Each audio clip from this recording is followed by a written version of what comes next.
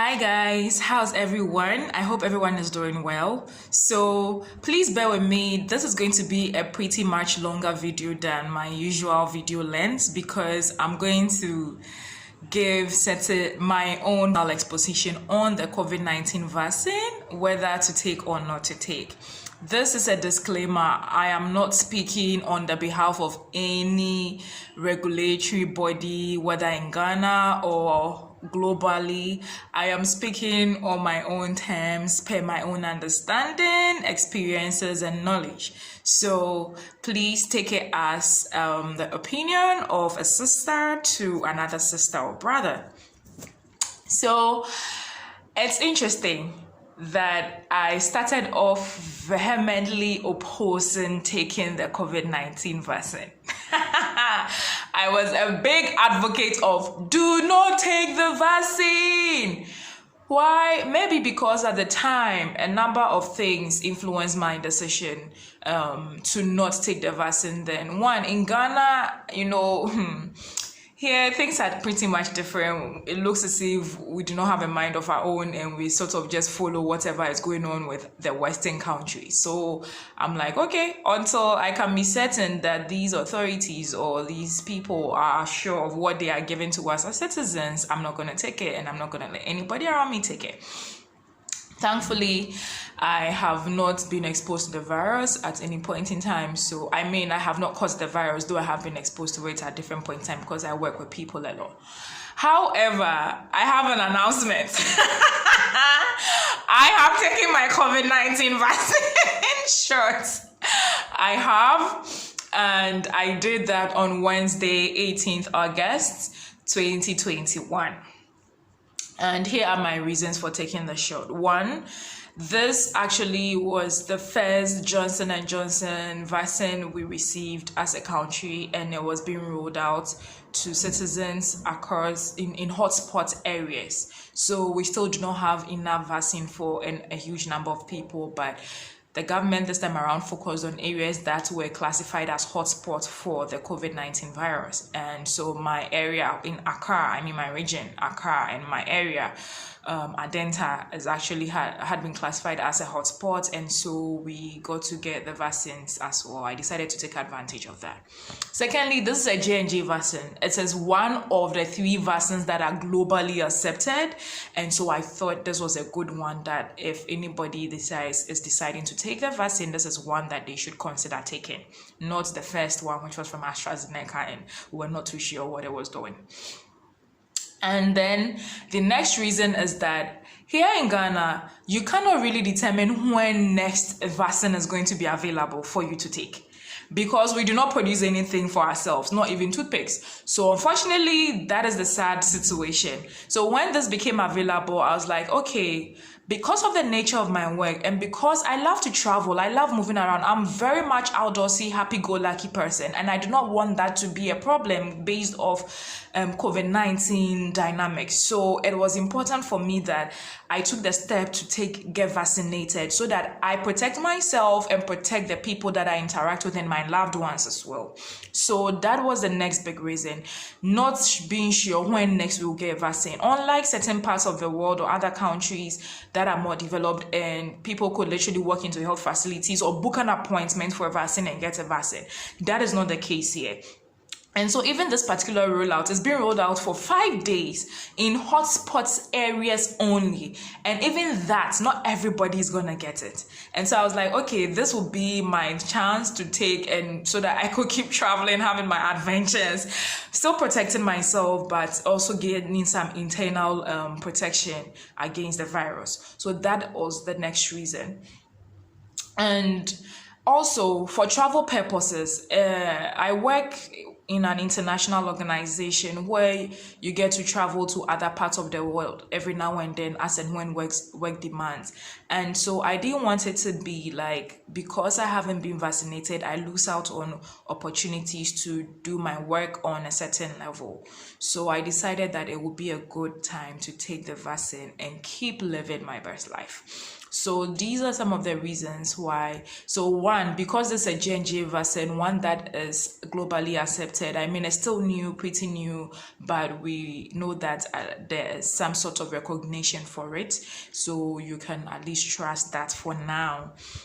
Two, because the availability of vaccines in my country is not certain, I just wanted to be sure that I am taking advantage of the opportunity and not letting it be a stumbling block for me living my life and enjoying my life the way I like to, and also not missing out on any travel opportunities, whether it's related to work, fun, emergency, necessity, whatever.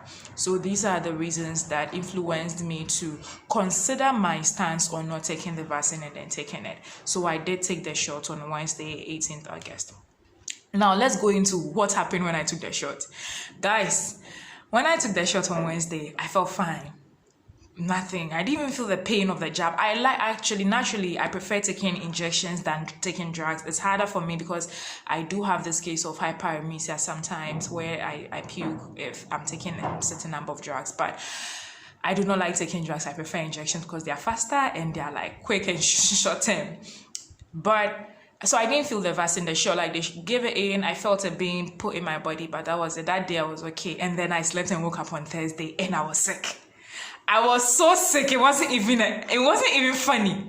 I had chills. I had fever. I had muscle aches that were so terrible. And this is coming from someone who exercises regularly and is engaged in so many different strenuous adventure activities every now and then. So I know my muscles are breaking every now and then and healing and rebuilding and getting stronger.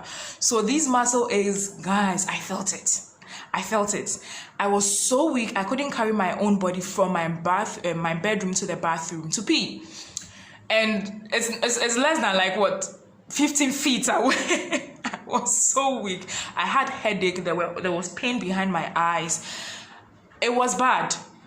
So I couldn't work the entire of Thursday. I couldn't sit up I couldn't look at a screen. I was in and out of sleep. So regardless, through all that, what I did was I was taking a lot of food because I had lost appetite and my body could not hold on to food. So I was just taking a lot of fruits and juices, like green juices, water. I was drinking a lot of water, warm water, garlic, ginger, all the things that I do regularly. I still did them when it came to eating, but I couldn't eat proper solid food. And so it was until towards the evening when I started feeling better and the symptoms were alleviating that I was able to take in some soup with bread. But it was bad. I was so sick. It was almost as if I had the virus. But I know that on a scale of 1 to 10, if I'm going to weigh it, I might be feeling just about 2 of that range of symptoms for people that actually do catch the virus, because I had loved ones and friends that had caught the virus and they explained their experience to me and I knew it was terrible. So I knew that what I was feeling was just a tiny fraction of what it actually felt to have a severe case of the virus. And it was bad. And I'm like, God, somewhere in there, I felt like, okay, it was good that I did this, because it proved to me that I had not caught the virus really, and I did not know how I was going to rush should I have caught it because of the way I was responding to the vaccine. But I was so sick. So I was sleeping a lot, and then I did a bit of yoga. Yoga is very relieving, it's very healing, and so that's something I really recommend for people. Okay, yoga exercises to help your breathing, everything. And so I did yoga during the afternoon when I was feeling a bit better, and then I slept again and in and out. By evening, I was feeling a whole lot better. And then I did some high intensity interval training. I showered, I went to bed, and I woke up on Friday today, and I'm feeling like brand new. I'm feeling so better. Like I'm feeling like my old self again. I'm up. By God's grace, I'm walking around, I'm feeling good, and I am so thankful that it is finally passing. I still feel a bit woozy in my muscles, but I know that it's going to pass. By the close of the day, I'm going to be fine.